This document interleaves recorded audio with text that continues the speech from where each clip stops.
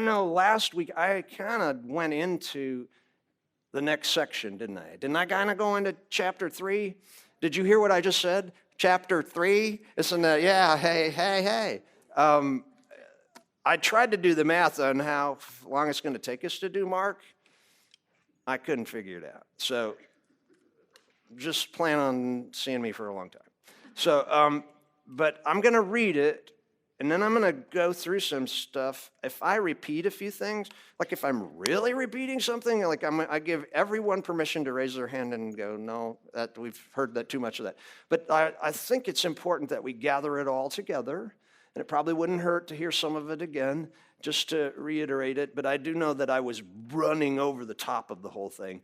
So I'll start by reading, and we're in chapter 3, verse 1. And Jesus went into the synagogue again and noticed a man with a deformed hand. And since it was the Sabbath, Jesus' enemies watched him closely. If he healed the man's hand, they planned to accuse him of working on the Sabbath. And Jesus said to the man with the deformed hand, "Come and stand in front of everyone." And he turned to his critics and asked, "Does the law permit good deeds on the Sabbath? Or is it a day for doing evil? Is this a day to save life or to destroy it?" But they wouldn't answer him. He looked around at them angrily and was deeply saddened by their hard hearts. And then he said to the man, "Hold out your hand." So the man held out his hand, and it was restored. And at once the Pharisees went away, and they met with supporters of Herod to plot how to kill Jesus. Now, last week, primarily, we talked about the business of threshing and picking grain. That's right, isn't it? And how that was an act that the Pharisees were thinking was against the rules. Now, that week, they were talking mostly about they were talking was abstract to Jesus about it, because Jesus wasn't doing anything wrong. They're saying, how come they're doing this? And now we're going to move to something where they're moving from talking about what Jesus might have said what they could do against the law to Jesus actually doing something that they're going to consider. He's actually going to act in a way that is against the law. And so this is a bigger step. Before, I'll just be straight, the disciples were not exactly known as religious people to begin with, as they came in under Jesus' teaching. And so they may have been doing stuff just because they didn't know or they didn't care about the law or something like that. And the question was whether Jesus said it was okay to do it. Now, what he'd ended up saying was that I'm the Lord of the Sabbath and I can say whatever is available I can say what's right to do. That would have, I would say, made the Pharisees a little bit upset about things. But now we're moving to Jesus he's going to do something, and it's going to involve a miracle. Now, the truth is, if you just notice this, Jesus actually didn't do anything. He just said something. He said something. He commanded someone to do something that person didn't do anything. So there's nothing wrong with standing up or putting your hand out. There's nothing wrong with any of that. But Jesus made something happen when he had them do that is clearly attributable to Jesus, and it's against the way they think about things, the way they thought the law should work. Okay, so now we're waiting. And do you remember, I know I said this last week, but they talked about, or I talked about the fact that some of all of these rules related to what you could do and what you can't do on the Sabbath, they were constantly being debated. They had I would say the basic stuff that everybody knew was wrong, but then they would move out from that and argue about how you lived those little bits out. And we're talking about, what we're going to be talking about is healing. Healing was never against the law. But and this is where it's weird, and I mentioned this last week, I know, but it had gotten to the point where if something in the healing was considered to be an action that was work, even talking about the whole thing was now against the law.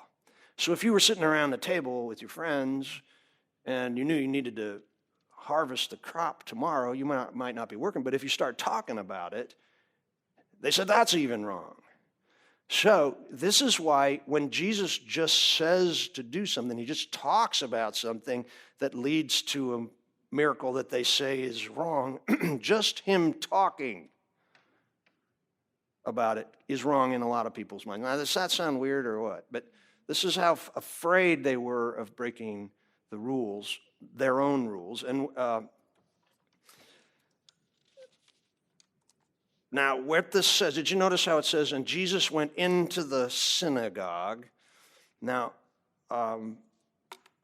most scholars believe that the synagogue that they're talking about is in Capernaum, that we're back at the very same place. It does not say which synagogue it is in the text, but we've only talked about one synagogue so far. We've talked about the synagogue in Capernaum. Now, some later Greek texts say, as this does, the synagogue, as if it's talking about a specific one. We don't know if it is or it isn't, but almost everybody thinks it's Capernaum. And I just want you to think with me for a minute. We've been in this synagogue a number of times. When Jesus first went there, and this is not a long period of time, just think about this. When he first came there, everyone was what? Amazed at Jesus. All right? They're amazed at him. This is like all good for him. Now, we don't know what the distance of time is, but it's not that long. And now we're going to talk to us in a story. He's back in the same place, and what are they doing? They're plotting to kill him because what he's done in the same place. This is can you imagine if you come to Grace for the first time, and we do that thing, there's a welcome here, and you stand up. You know how they used to do that in churches, and they welcome people in, and you didn't do that? Didn't they ever sing, there's a welcome here, there's a welcome? I see some, anyway. So like you stand, everybody's glad to see you, and they're slapping you on the back, and you come every so often for 3 months, and by the third month's over, everybody wants to kill you. Just because you're being the kind of Christian that you see what I'm saying? I think this is an important point. Now, it says that Jesus noticed a man with a deformed hand. I talked about this. It's a withered hand, the dried up hand. There's all kinds of ways to translate it. And I think I mentioned that the verb, did I mention this? That the verb is such that it seems as if he had this withered hand from birth that had been done to him.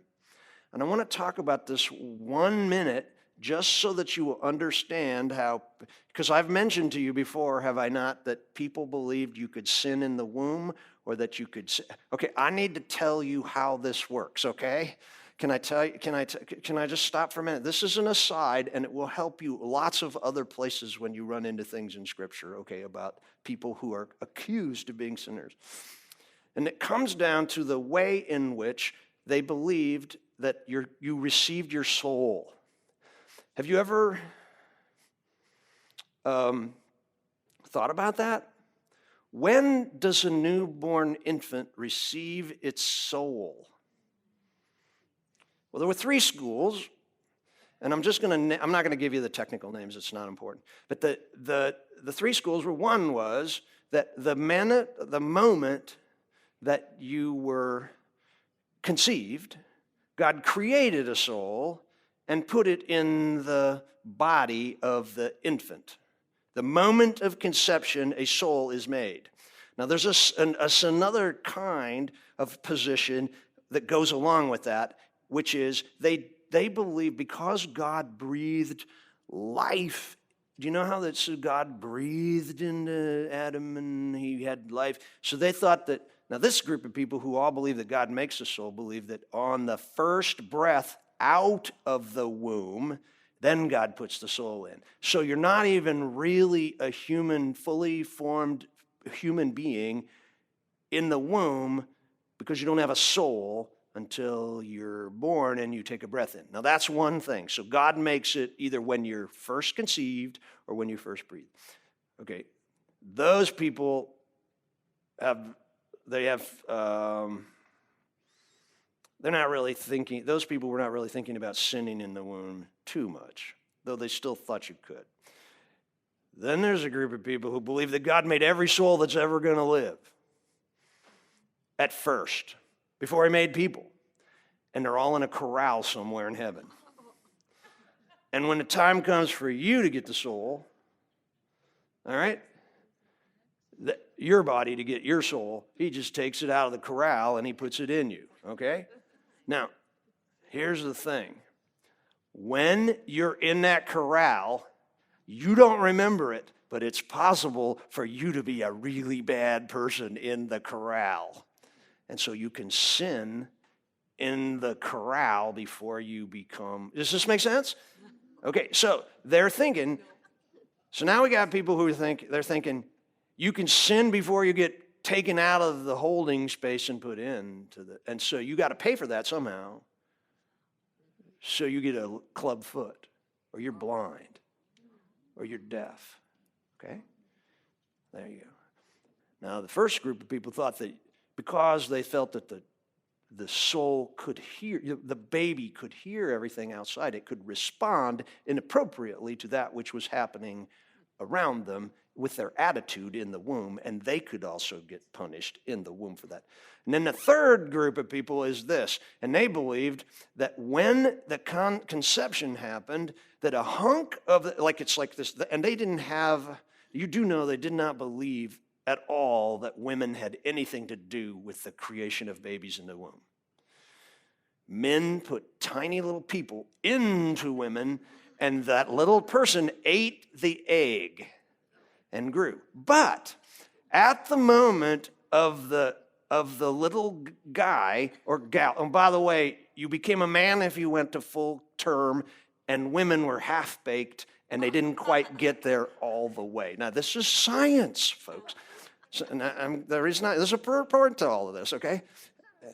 They thought that what happened was that when the little person in the egg began to do what becomes, they understood something about the placenta and all that stuff, that part of the person's father's soul and part of the mother's soul came off and wrapped around each other. But guess what?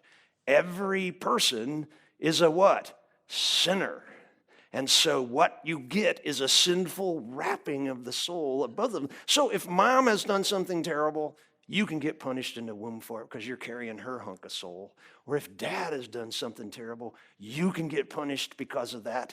And so, or now you've got a what? A sinful soul in there that is inhabiting the baby as it's growing.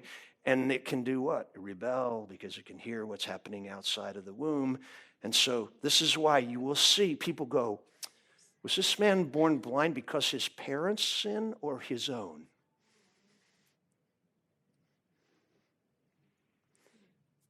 Right? That's because they're thinking about it in this term. They had three schools of thought about how the soul got there, but they all ended up with the possibility that that soul could do what? Do something that ended. Now, can you imagine? The tense of the verb implies that he had always had a withered hand. When he comes out of the womb, his parents are what? Shamed because they don't know whether they did something. Dad's thinking, what were you up to? To whom? Both mom and the baby. And mom is thinking, what were you two up to?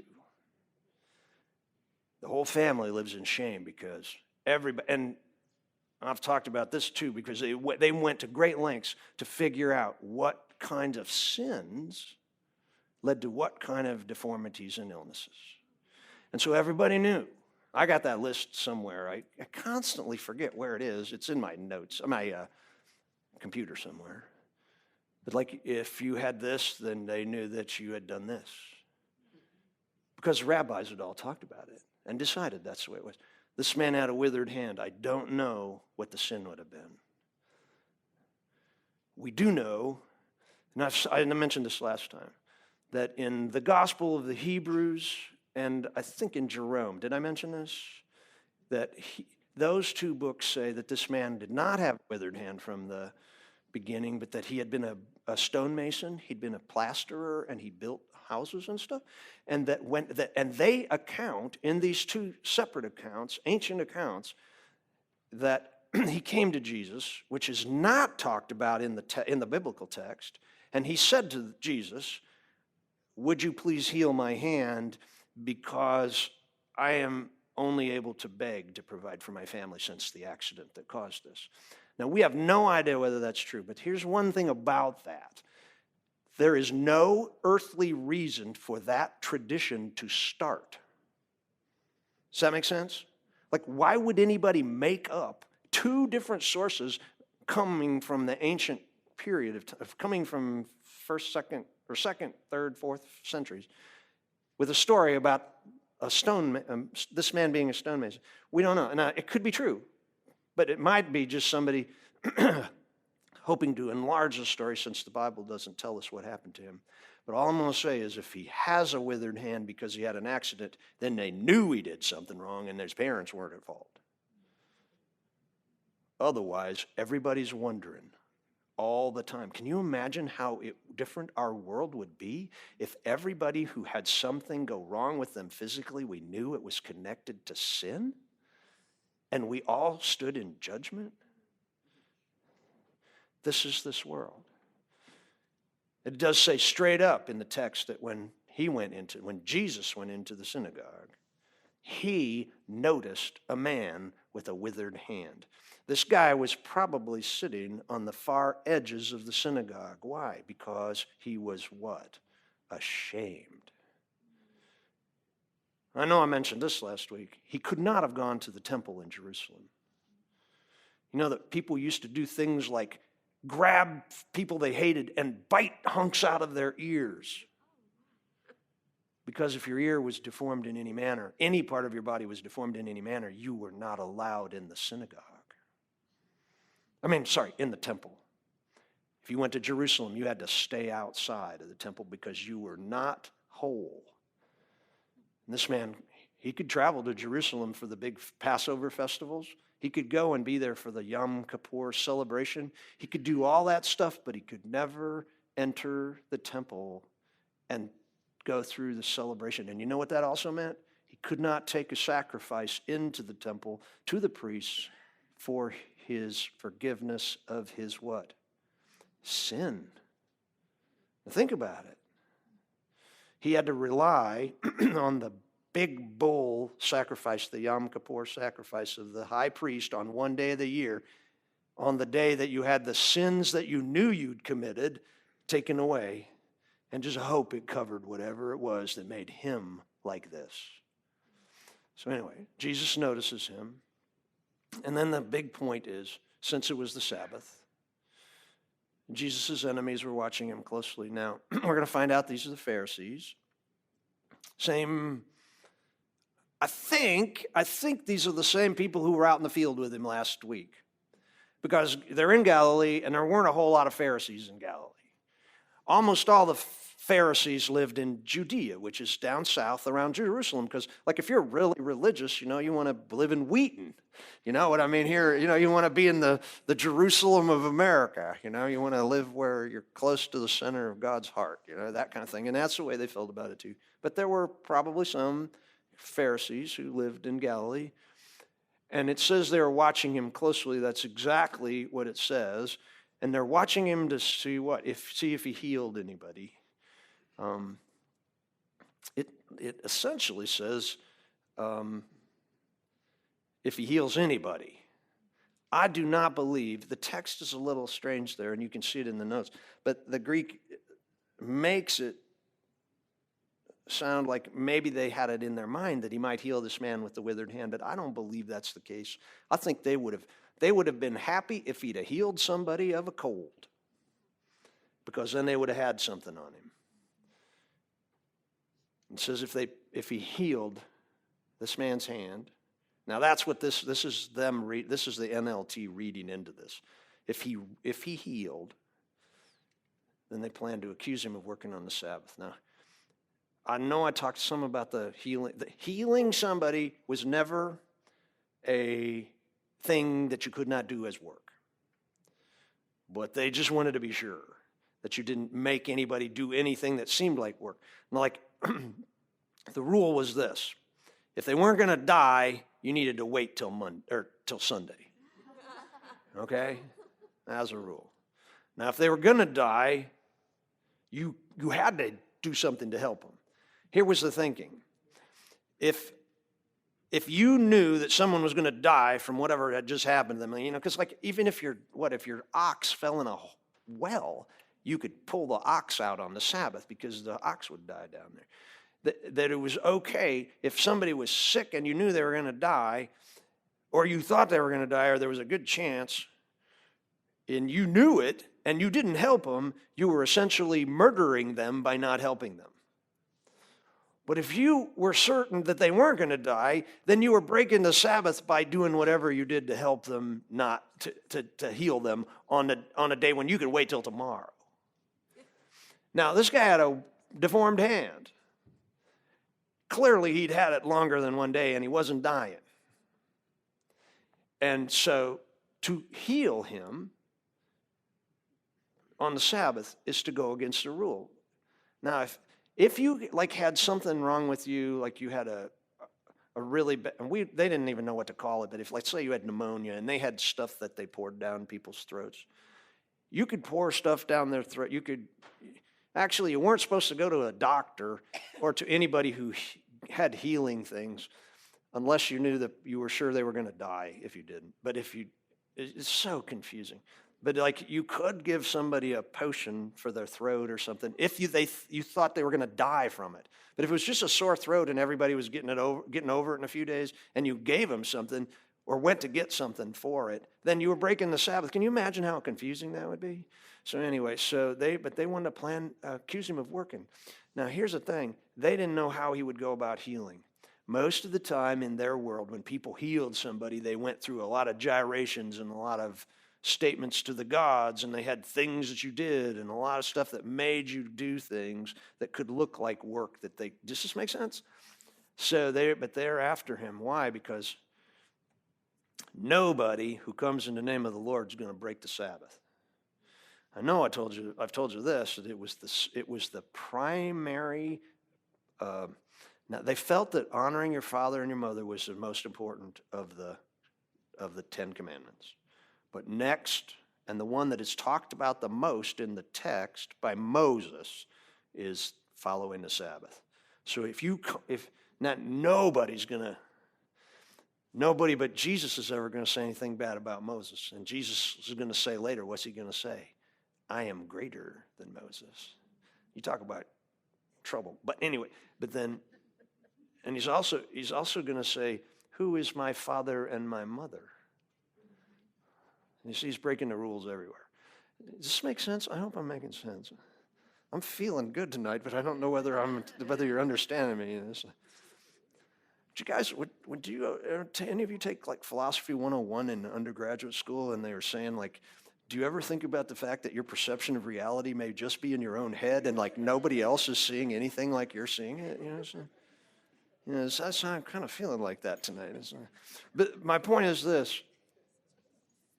The reason that they want to accuse him of working on the Sabbath is because they want to discredit him as somebody who's come from God. And if they can, he's a miracle worker. And that power has to come from somewhere, because you don't gin up the power to make miracles work. It has to come from somewhere. And if we can prove that if we can prove that he's breaking some rule that nobody would ever break if they were a God-fearer, they would never do that if they actually loved God and his word and all that stuff, and they were true Jews. Nobody'd ever do that if they were those kind of people. But he's still working miracles. Guess what? We've got a Satan guy on our hands. And that's what they want. Because they're convinced that they are on the right side of everything with God, and he can't possibly be anything but from Satan. We're going to see that straight up in March. I think that's when we'll get to that. This is what they say to him. Okay, can you put the next verse up for me, Jeff? I haven't gotten very far, have I? Oh, yeah. He says to the man, with a deformed hand come and stand in front of everybody. I talked about this. It's in the middle. I know I talked about that because Jeff put a picture of the synagogue up. Do you think this guy wanted to come and stand in the middle of everybody? This is the one thing he probably never wanted to do. He's probably on the edges, and Jesus says, come out here and stand in front of everybody. Now, I heard Alan Redpath, who was, I would call him my main professor at Cape and Ray. I've mentioned him before. Give a really interesting lecture on this, and he said that the man coming out and presenting his deformed hand out to the public was something about all of us having to present our weakness before God and mankind, and when God heals us, he will really heal us if we're willing to show ourselves fully to everybody.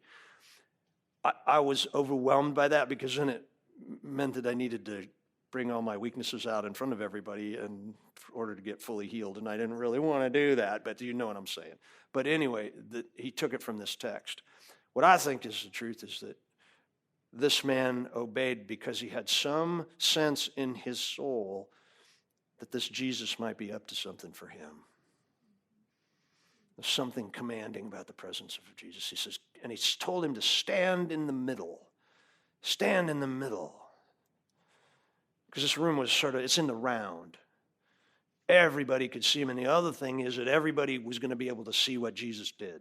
There wasn't going to be any questions about it. The room wasn't big enough that that the people could not see the problem with him. And they probably knew who he was anyway. Here's another thing. If Jesus had lived in Capernaum for very long, and we know it was not a very big town, and he was given permission, he said, and this is from that other story, but if he was begging for his family, you know that you had to go to the priest and get permission to beg. They had a way to judge whether or not you could work enough to provide for yourself in any manner. And if he's begging, then he had to pass that test, and so everybody knew he was a person who begged. Now, I don't know if that's true, but this will be. So anyway, Jesus turns to his critics, and so the people who are there to accuse him, and he asks two questions. He asks, does the law permit to do good deeds on the Sabbath, or is this a day for doing evil?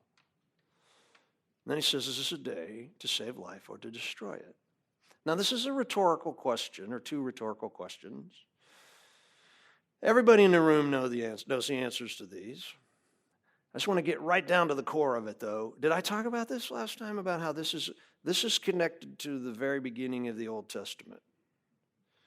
The language here is the law permitted good deeds, or does it commit days for doing evil? This is the language of the knowledge of the tree of good and evil. It's directly from that. And he also says, is it a day to save life or to destroy it? That's a pretty good translation of it. But this is what Eve said, that we will get life if we obey, right? And that we will, and the whole thing, the argument with Satan was about whether they would live or whether they would die. All of this, Jesus is asking them a rhetorical question, which calls up their understanding of literally everything about the Old Testament from the very beginning. His question was not asked because he wanted to get into a deep discussion with them about this. He asked these questions because he wanted them to recognize that the whole of everything that they were putting all their emphasis on, which was the law, is all about the fact that everything is focused.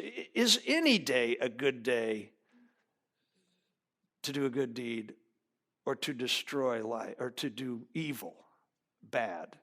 Is any day, and particularly the Sabbath. Is this a day to what? Save a life or destroy it? What he's talking about, this question forces them to think about the greater cosmic notion of what it is to have life. To save this man's life. And to do something that is not what? Evil, but good. Here's the thing.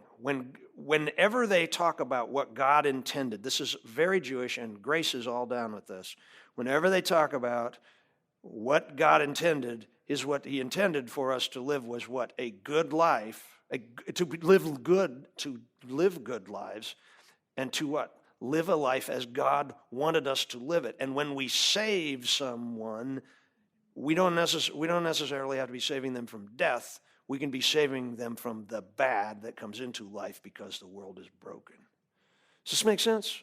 So like, if this man with a deformed hand, let's just say that he wasn't just say he just had this all his life, and he'd lived under this shame all of his life, and his family, his whole family, because everybody, grandparents and cousins and everybody know that in the family is somebody that something is wrong there. And if Jesus is going to heal this hand and give him back both of his hands, it's going to say what? He's going to give him his life back. Because we were created to live life that God would call what? Very good. There's so much in this. And Jesus is just like tapping into these men who think they know what? Everything there is to know about the law. That they've figured it out. And they've figured out how we're supposed to live. And they've made it possible. They've made it possible by their rules for somebody who could get his life back, not to be able to get it till at least tomorrow, because they got rules for us all to keep. The other thing is this. They were there to accuse him of what? Working on the Sabbath. Do you remember what I told you last week the punishment for working on the Sabbath was? Stoning. They're there to do what? On the Sabbath, they're there to do an evil deed, which is to destroy a life. Now, I'm just saying, Jesus got them in a corner. He's got them in a corner because these are the religious leaders of the community, and they have come to the synagogue on the Sabbath to find some way that they can accuse somebody of something in such a way that they can get him killed. Now that's the spirit of the Sabbath, isn't it?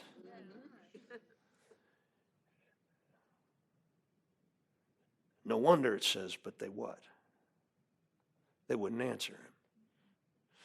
Now, this is an interesting moment. The silence in the synagogue is an interesting moment for two reasons. First, none of them are going to answer him because can you imagine if one of the Pharisees was to say, well, Jesus, I believe that the law permits us to do good deeds, and it's a day to save lives. And then Jesus would say, then why the heck are you guys here to accuse me of something like this? And I know what you're up to, and you're trying to kill me. What are you doing? So then they're going to be shamed in front of everybody and look stupid. So they're not going to answer that one. They're not going to get into it with him on that one. Well, what if somebody in the back raises their hand who's not a Pharisee and says, well, Jesus, I think it's a good day the Sabbath is a day to do good on, and it's a day to save a life. If somebody in the back answers that, everybody knew why they were there. And if this man is standing in the middle of everybody with a withered hand, then he's just given Jesus permission to do what? Heal him. And then the Pharisees are going to be shamed again because they're not down with the fact that somebody could actually have their life saved in the midst of the crowd. And so nobody says anything. I think that the crowd generally is afraid of the Pharisees because they know that they're in a bad space. I bet the silence was for a lot. Can you imagine? Okay, what we got now, just think about this. Think about it. You got a man who's ashamed and embarrassed. He's standing in the middle of a room with his deformity shown to everybody. Jesus has just made a statement about he asked the question, what are we supposed to do in this situation? And we got people all over the map on what they think Jesus ought to do right now. Can you imagine being that guy? Can you imagine what the tension was like? This is a really strong moment. It's a really strong moment. And Jesus has already said, I'm what?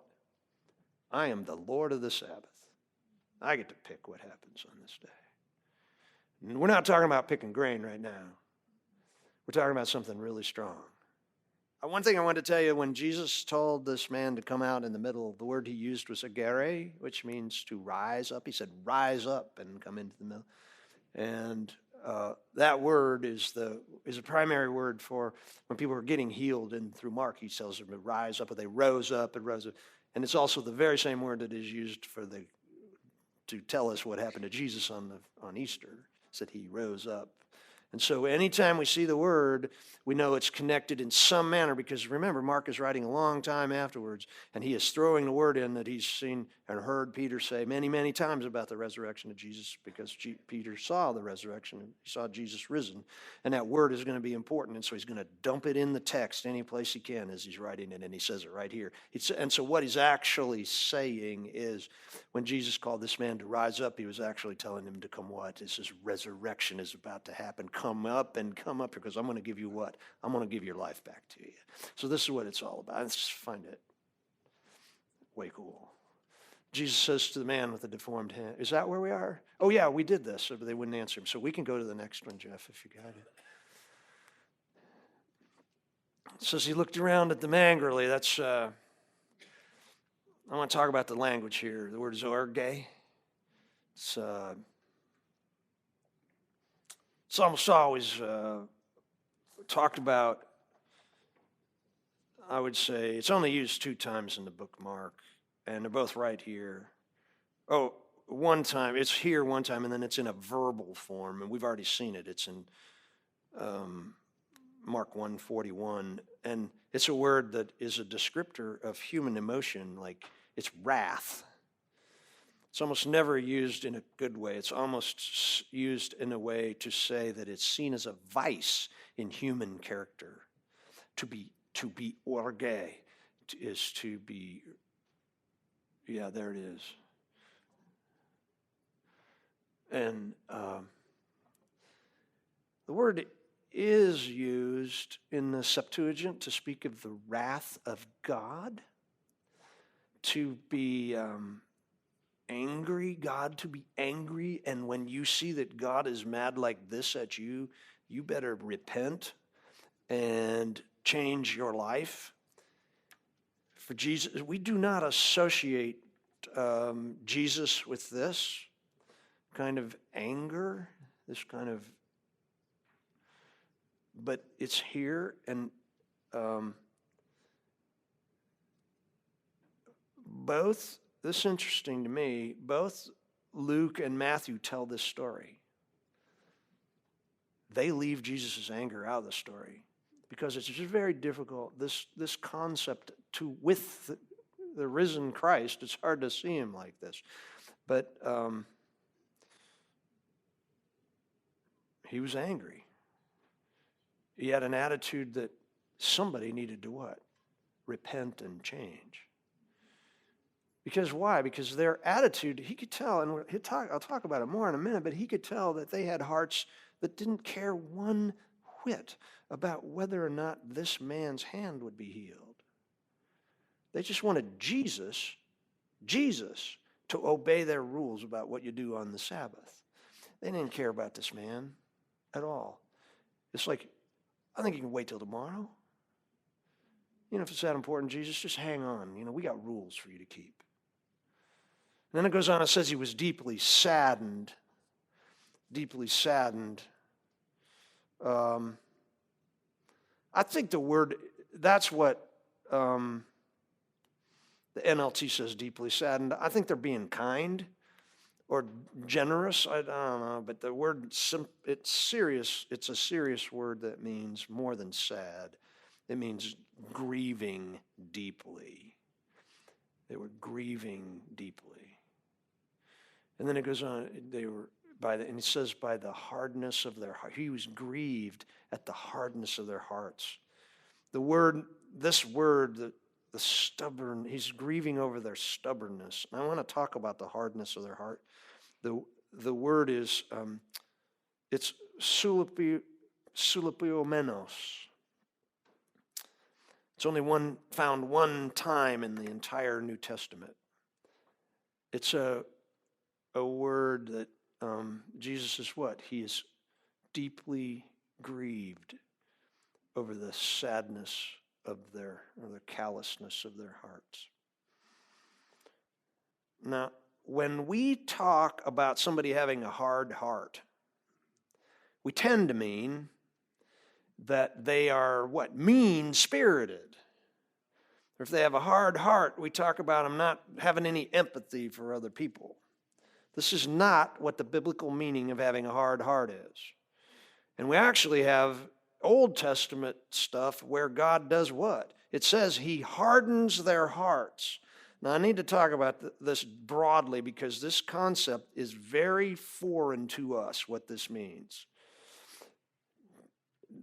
The hardened heart in the Bible means somebody knows what the truth is or what they should do, and they refuse to do it. This is a hard heart. It's to know what is supposed to happen and to refuse to do it. And in the Old Testament, particularly with Pharaoh, he's the big example that God hardened his heart. Well, God did not make him refuse to do anything. God had given Pharaoh so many opportunities to see the truth. He knew what he needed to do, which was what? Let the Jews go. Let the Hebrews go. But he'd given him so many opportunities to do it, and Pharaoh had known what to do and refused to obey. And so what God did was he stopped trying to change his mind. That's what it means. For God to harden someone's heart is for God to stop intervening in their thinking process or anything so that they're just stuck with their own attitude that they've been carrying in the face of the truth all along. This is very different because people go, well, this is not fair to poor Pharaoh because God made his heart hard and then he couldn't do anything like repent. And no, the truth is he knew exactly what he needed to do and he refused to do it on his own. And so God says, I'm not going to do anything more. And so when God says, I'm not going to do anything more for you to get you to change your mind, your heart becomes what? Solidly hard. Because God's done with you. Now, he's not done very often with people.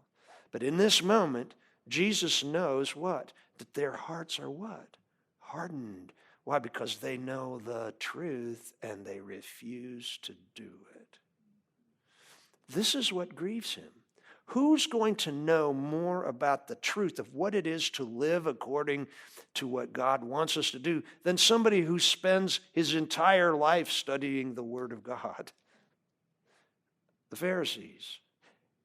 And they should what? Know that if we can heal this man's hand on the Sabbath, then let's get it done because we're going to do what? Save his life. We're going to give him full resurrection from the deadness of who he is with this hand, and we're going to give him back forgiveness. Everybody's going to know God's forgiven him, and we're going to give him life back in the community. We can't do anything greater for him than to what? Heal his hand. And yet they say, under no circumstance am I going down with that one. Why? Because we got rules about that. We got rules about that. And Jesus is what? Grieving. He's deeply saddened. He's grieving over how they've missed it. In this case, though, Jesus is not done with them. He's not done with them. Can you put that text back up for me, Jeff? I mean, Jesus has a reason to be angry. Because he's got a room full of people, and in it are the most religious people in the room, and they are not down with him doing something wondrous on the Sabbath day. And these men are the men who have influence over how everybody else lives and how everybody else thinks about God and what they think. Just think about this. They are saying by their words and their actions in the moment, even in their silence, that God is more worried about whether or not you do something like work on this day than he is about this man's life. He has no dignity. This man has no dignity in the moment because we got a rule over here. And I know I keep banging on this, but this is like really what's happening in here. And then Jesus says, he turns to the man, he says, hold out your hand. I want to look at that Greek real quickly. It's, he says, stretch forth your hand. He calls on this guy to do probably the last thing he wanted to do publicly. Hold it out in front of everybody.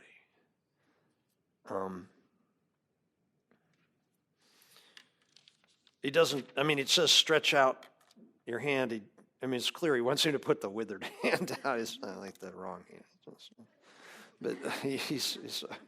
But clearly this man either had great respect for Jesus or he was scared or whatever, but it says he stuck his hand out quickly. He responded to Jesus immediately.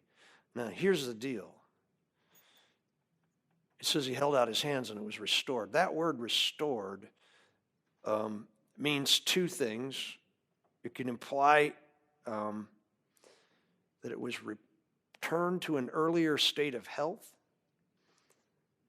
or it could also mean return to that which it was intended to be. Did you catch that? Restored to an earlier state of health, or to that which it was initially intended to be, and I think it's both. Doesn't matter to me which one you want to go with, because that's what he gets. That's what he gets. Now,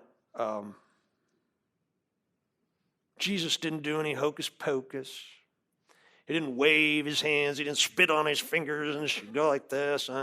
He didn't do any of this stuff. Some of you are smiling, but the truth is that this is the kind of stuff people did back then. And this is what this was all about. That to be the person who was a healer was to have secret insight into the ways of moving the gods in order to do what you want them to do. And Jesus, so if he's going to be a healer of the sort back then, and he's going to get all the words right, and he's going to get all the actions right, and then he's going to do it perfectly, and then it's going to work because the gods are obligated to him, because God's obligated because you did it all right. And you know what? Jesus doesn't even have, he says, stretch out your hand. And he obeys, and his hand is healed. Does Jesus do anything? No, he just has the guy stretch out his hand, and it's healed. And then his hand is restored to that which God intended it to be, fully healthy. And what's he get? Life. Life. That at once is it's immediately. Immediately, the Pharisees, it says as they were leaving the synagogue, it's in other words, their response, now I'm just saying, can I just put it out there? If some Sunday morning at 11 o'clock service, somebody comes in with a withered hand, and Dave says, would you come out in the middle here and praise, and his hand is fully restored, I'm not going to run out of the room going, he shouldn't have done that because we got rules against that kind of thing. I'm not. Does this make sense?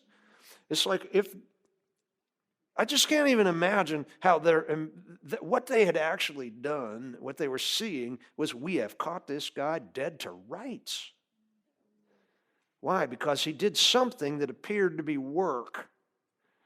What? I don't know. But they're thinking, the guy wasn't dying, so you're breaking the rules.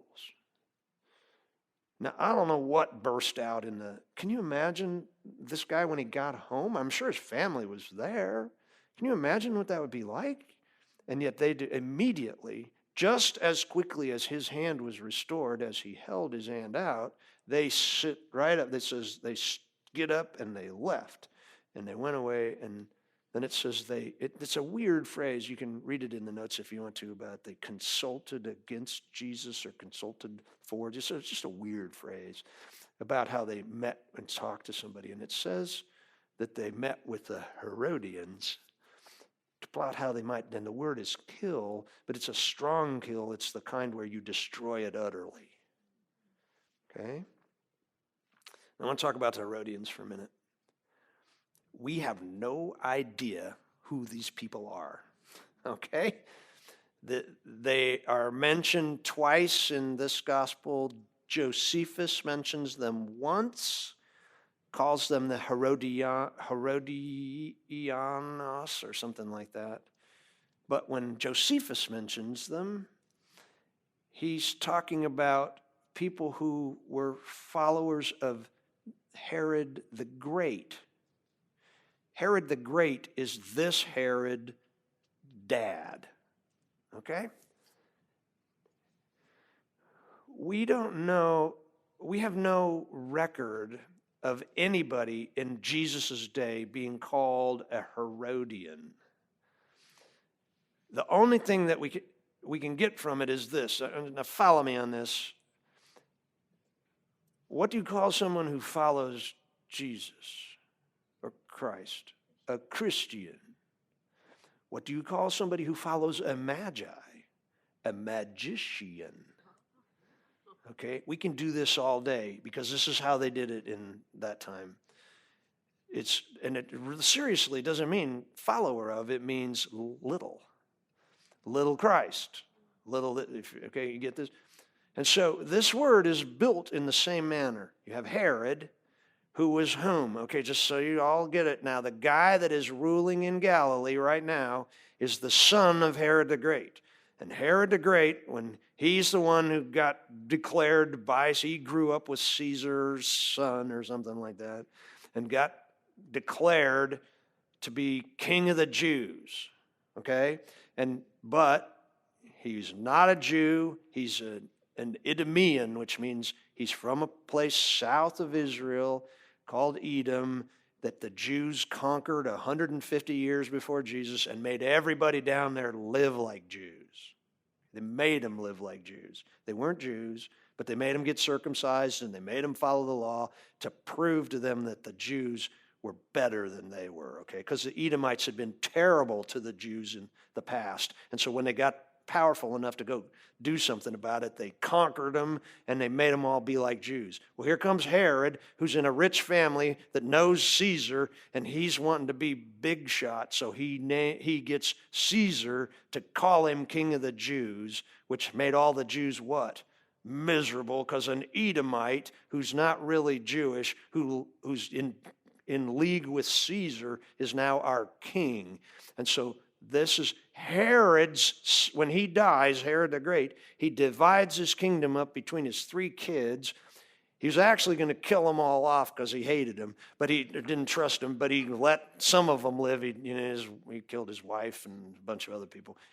And he's the one who wanted to have like so many thousands of people slaughtered when he died in Israel so that everybody would be screaming and crying and everybody would think that it was over his death, and it wasn't, but they didn't do it anyway. But this guy's crazy. But anyway, so then you have Herod's son who's now ruling in Galilee, and there were apparently people who lived in Galilee, which is a primarily Jewish area, who were so much followers of Herod, the political Roman puppet, that they were called Herodians.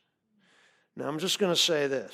Pharisees are people who are what? Now, let's get this all in our minds. Pharisees are people who are so concerned about the Jewish kingdom of God returning and the Messiah coming that they have created multiple rules so that we will not break them, so we can live in a manner that God will send the Messiah and we can do what? Get the kingdom of God back and have a Jewish nation that lives under God's rule, and they want to have how much to do with the Romans?